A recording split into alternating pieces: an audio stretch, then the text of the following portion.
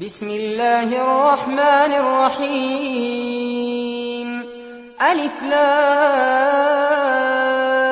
را، تلك آيات الكتاب المبين. إنا أنزلناه قرآنا عربيا لعلكم تعقلون.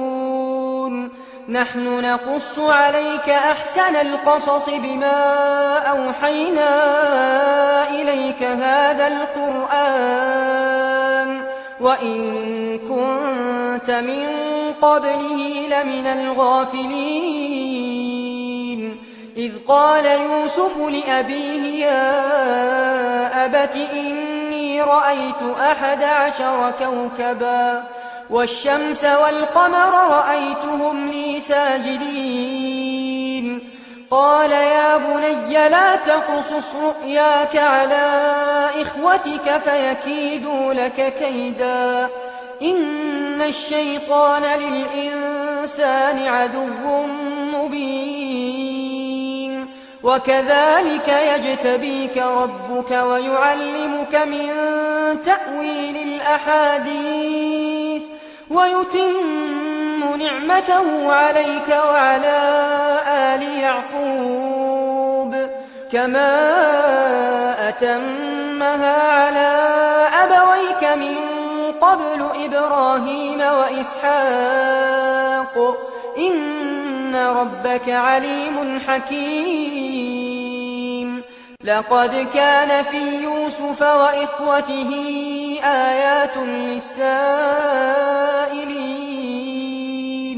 إذ قالوا ليوسف وأخوه أحب إلى أبينا منا ونحن عصبة إن أبانا لفي ضلال مبين. اقتلوا يوسف أو اطرحوه أرضا يخل لكم وجه أبيكم وتكونوا من بعده قوما صالحين. قال قائل منهم لا تقتلوا يوسف وألقوه في غيابة الجب يلتقطه بعض السيارة إن كنتم فاعلين. قالوا يا أبانا ما لك لا تأمنا على يوسف وإنا له لناصحون. أرسله معنا غدا يرتع ويلعب وإنا له لحافظون. قال إني ليحزنني أن تذهبوا به وأخاف أن يأكله الذئب وأنتم عنه غافلون. قالوا لئن أكله الذئب ونحن عصبة إنا إذا لخاسرون. فلما ذهبوا به وأجمعوا أن يجعلوه في غيابة الجب وأوحينا إليه لتنبئنهم بأمرهم هذا وهم لا يشعرون. وجاءوا أباهم عشاء يبكون. قالوا يا أبانا إنا ذهبنا نستبق وتركنا يوسف عند متاعنا فأكله الذئب وما أنت بمؤمن لنا ولو كنا صادقين. وجاءوا على قميصه بدم كذب قال بل سولت لكم أنفسكم أمرا فصبر جميل والله المستعان على ما تصفون. وجاءت سيارة فأرسلوا واردهم فأدلى دلوه قال يا بشرى هذا غلام وأسروه بضاعة والله عليم بما يعملون. وشروه بثمن بخس دراهم معدودة وكانوا فيه من الزاهدين. وقال الذي اشتراه من مصر لامرأته أكرمي مثواه عسى أن ينفعنا أو نتخذه ولدا. وكذلك مكنا ليوسف في الأرض ولنعلمه من تأويل الأحاديث والله غالب على أمره ولكن أكثر الناس لا يعلمون. ولما بلغ أشده آتيناه حكما وعلما وكذلك نجزي المحسنين. وراودته التي هو في بيتها عن نفسه وغلقت الأبواب وقالت هيت لك قال معاذ الله إنه ربي أحسن مثواي إنه لا يفلح الظالمون.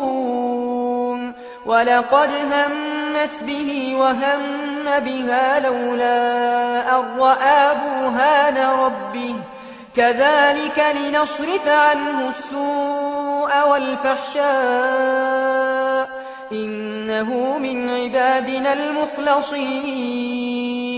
واستبق الباب وقدت قميصه من دبر وألف يا سيدها لدى الباب قالت ما جزاء من أراد بأهلك سوءا إلا أن يسجن أو عذاب أليم. قال هي راودتني عن نفسي. وشهد شاهد من أهلها إن كان قميصه قد من قبل فصدقت وهو من الكاذبين وإن كان قميصه قد من دبر فكذبت وهو من الصادقين. فلما رأى قميصه قد من دبر قال إنه من كيدكن إن كيدكن عظيم. يوسف أعرض عن هذا واستغفري لذنبك إنك كنت من الخاطئين.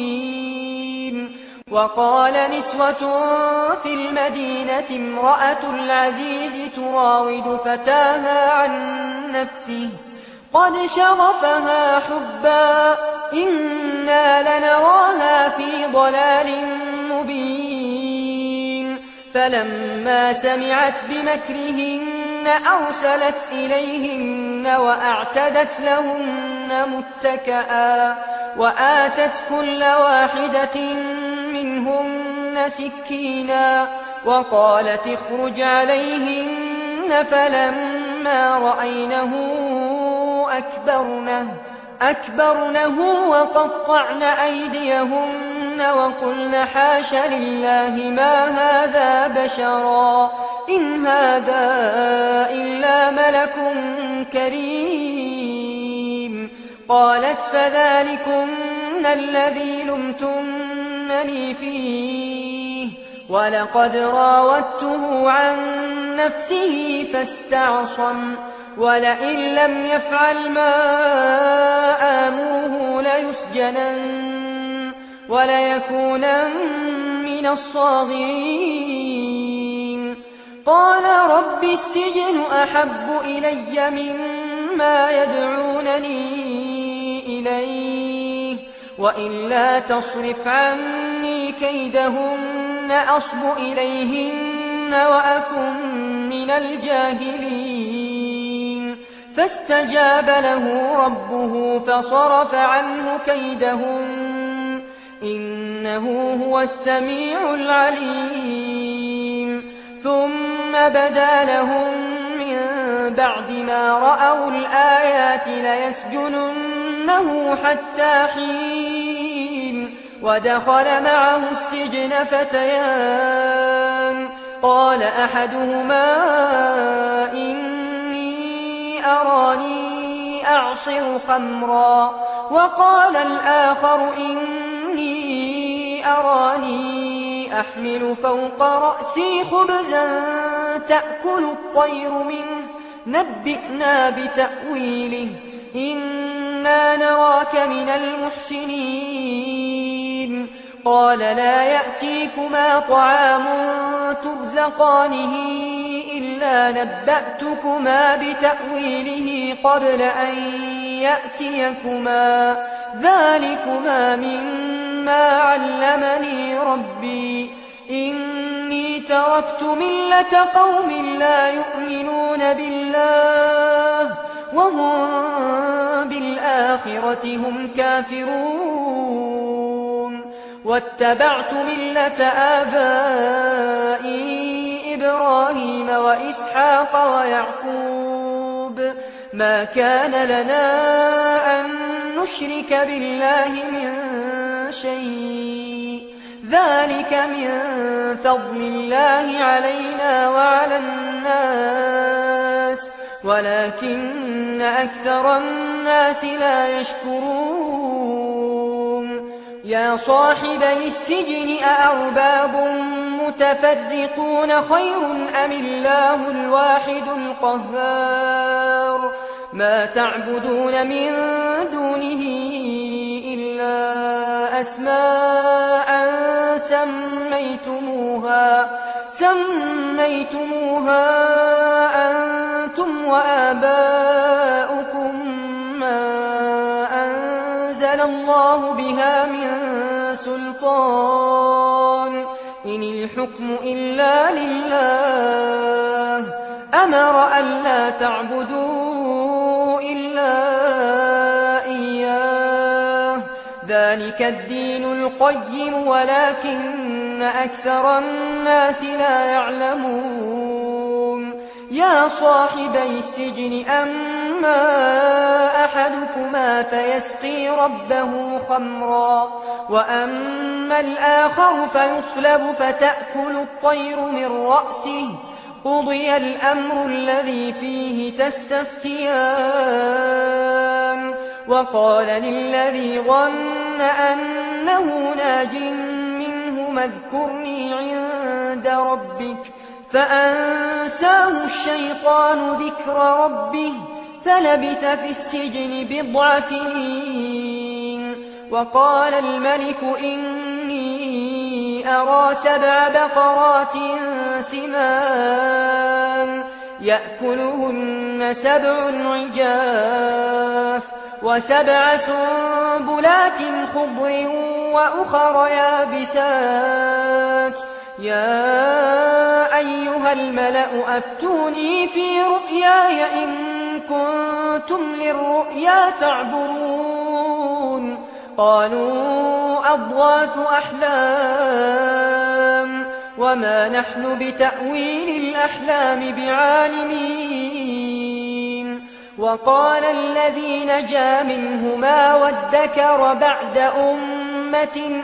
أنا أنبئكم بتأويله فأرسلون يوسف أيها الصديق أفتنا في 7 بقرات سمان يأكلهن 7 عجاف و7 سنبلات خضر وأخر يابسات لعلي أرجع إلى الناس لعلهم يعلمون قال تزرعون 7 سنين دأبا فما حصدتم فذروه في سنبله إلا قليلا مما تأكلون ثم يأتي من بعد ذلك 7 شداد يأكلن ما قدمتم لهن إلا قليلا مما تحصنون ثم يأتي من بعد ذلك عام فيه يغاث الناس وفيه يعصرون وقال الملك ائتوني به فلما جاءه الرسول قال ارجع إلى ربك فاسأله ما بال النسوة اللاتي قطعن أيديهن إن ربي بكيدهن عليم. قال ما خطبكن إذ راوتن يوسف عن نفسه قلن حاش لله ما علمنا عليه من سوء. قالت امرأة العزيز الآن حصحص الحق أنا راودته عن نفسه وإنه لمن الصادقين. ذلك ليعلم أني لم أخنه بالغيب وأن الله لا يهدي كيد الخائنين.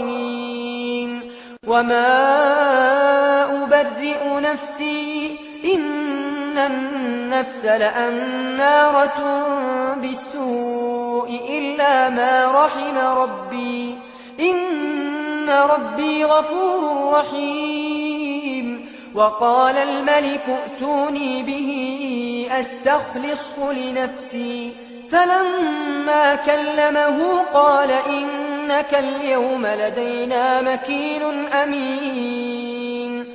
قال اجعلني على خزائن الأرض إني حفيظ عليم. وكذلك مكنا ليوسف في الأرض يتبوأ منها حيث يشاء نصيب برحمتنا من نشاء ولا نضيع أجر المحسنين. ولأجر الآخرة خير للذين آمنوا وكانوا يتقون. وجاء إخوة يوسف فدخلوا عليه فعرفهم وهم له منكرون.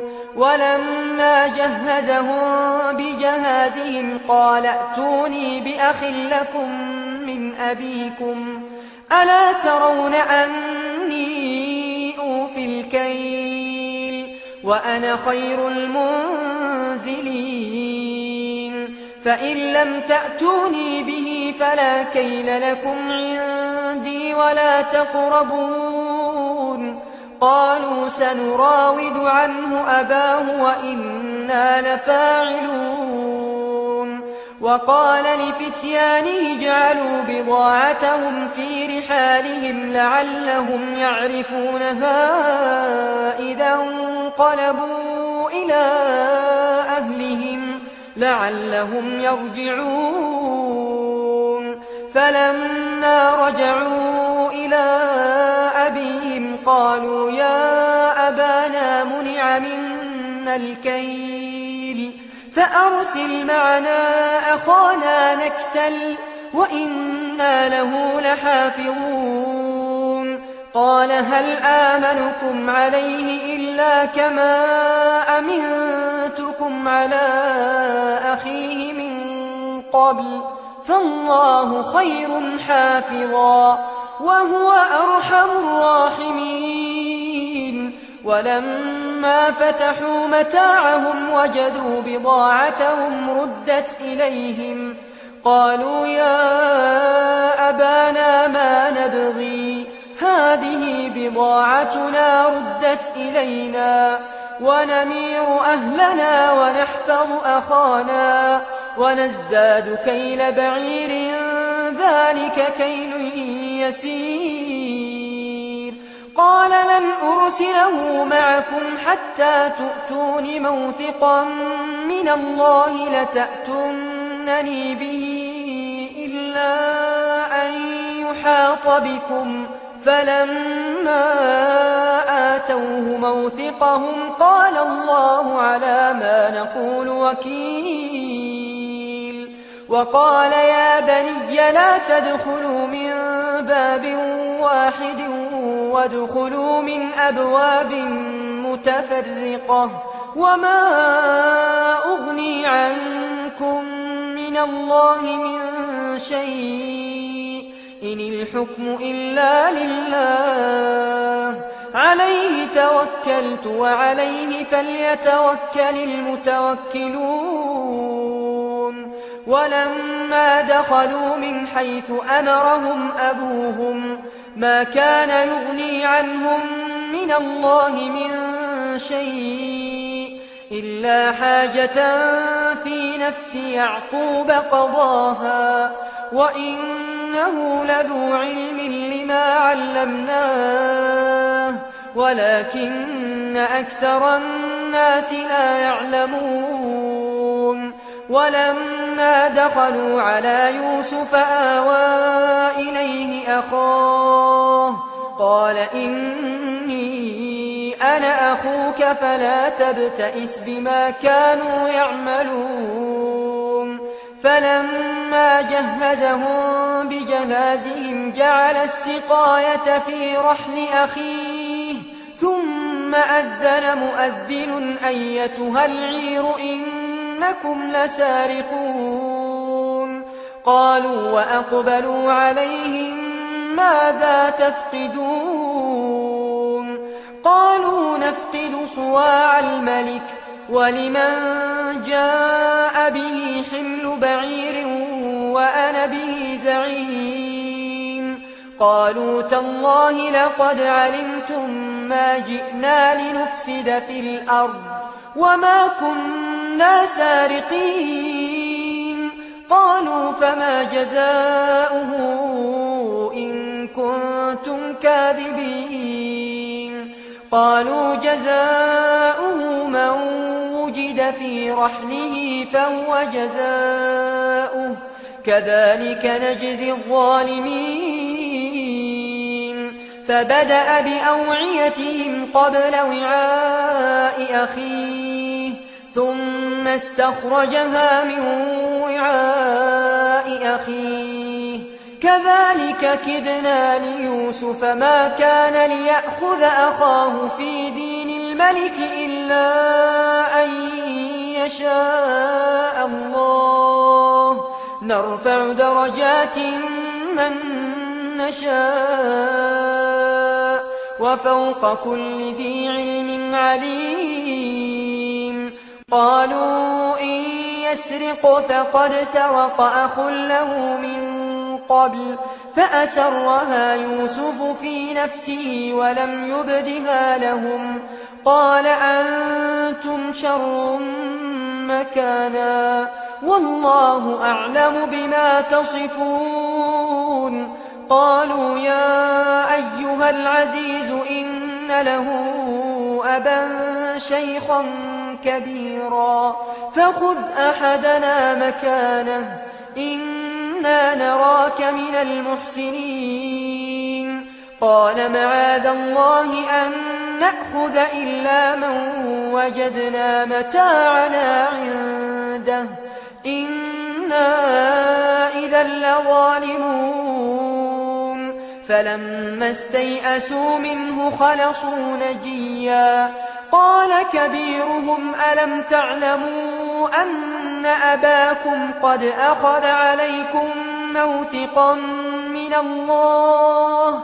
ومن قبل ما فرطتم في يوسف فلن أبرح الأرض حتى يأذن لي أبي أو يحكم الله لي وهو خير الحاكمين ارجعوا إلى أبيكم فقولوا يا أبانا إن ابنك سرق وما شهدنا إلا بما علمنا وما كنا للغيب حافظين واسأل القرية التي كنا فيها والعير التي أقبلنا فيها وإنا لصادقون قال بل سولت لكم أنفسكم أمرا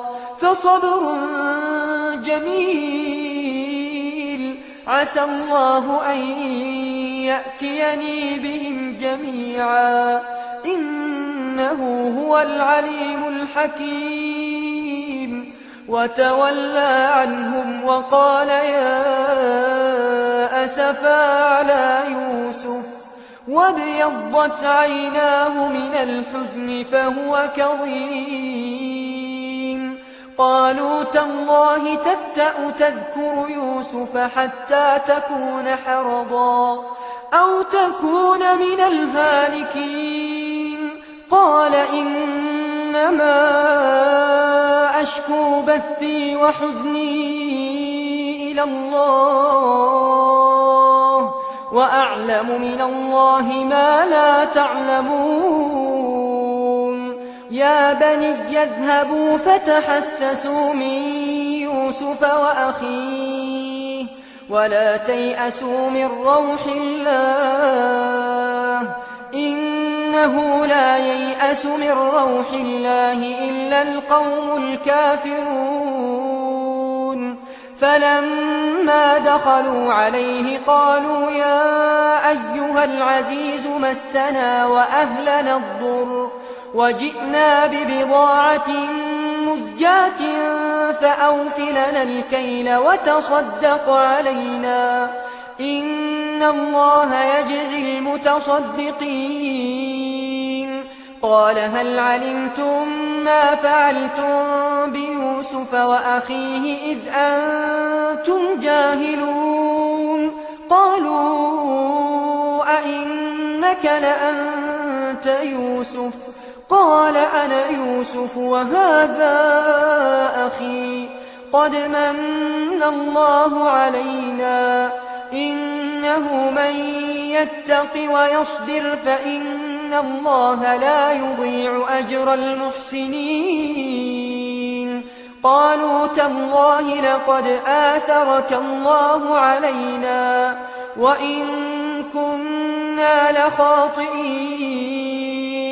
قال لا تثريب عليكم اليوم يغفر الله لكم وهو أرحم الراحمين. اذهبوا بقميصي هذا فألقوه على وجه أبي يأت بصيرا وأتوني بأهلكم أجمعين. ولما فصلت العير قال أبوهم إني لأجد ريح يوسف لولا أن تفندون. قالوا تالله إنك لفي ضلالك القديم. فلما أن جاء البشير ألقاه على وجهه فارتد بصيرا قال ألم أقل لكم إني أعلم من الله ما لا تعلمون؟ قالوا يا أبانا استغفر لنا ذنوبنا إنا كنا خاطئين. قال سوف أستغفر لكم ربي إنه هو الغفور الرحيم. فلما دخلوا على يوسف آوى إليه أبويه وقال ادخلوا مصر إن شاء الله آمنين. ورفع أبويه على العرش وخروا له سجدا وقال يا أبت هذا تأويل رؤياي من قبل قد جعلها ربي حقا وقد أحسن بي إذ أخرجني من السجن وجاء بكم من البدو من بعد أن نزغ الشيطان بيني وبين إخوتي إن ربي لطيف لما يشاء إنه هو العليم الحكيم. رب قد آتيتني من الملك وعلمتني من تأويل الأحاديث فاطر السماوات والأرض أنت وليي في الدنيا والآخرة توفني مسلما وألحقني بالصالحين. ذلك من أنباء الغيب نوحيه إليك وما كنت لديهم إذ أجمعوا أمرهم وهم يمكرون وما أكثر الناس ولو حرصت بمؤمنين وما تسألهم عليه من أجر إن هو إلا ذكر للعالمين وكأي من آية في السماوات والأرض يمرون عليها وهم عنها معرضون وما يؤمن أكثرهم بالله إلا وهم مشركون أفأمنوا أن تأتيهم غاشية من عذاب الله أو تأتيهم الساعة بغتة وهم لا يشعرون قل هذه سبيلي أدعو إلى الله على بصيرة أنا ومن اتبعني وسبحان الله وما أنا من المشركين وما أرسلنا من قبلك إلا رجالا نوحي إليهم من أهل القرى أفلم يسيروا في الأرض فينظروا كيف كان عاقبة الذين من قبلهم ولدار الآخرة خير للذين اتقوا أفلا تعقلون حتى إذا استيأس الرسل وظنوا أنهم قد كذبوا جاءهم نصرنا فنجي من نشاء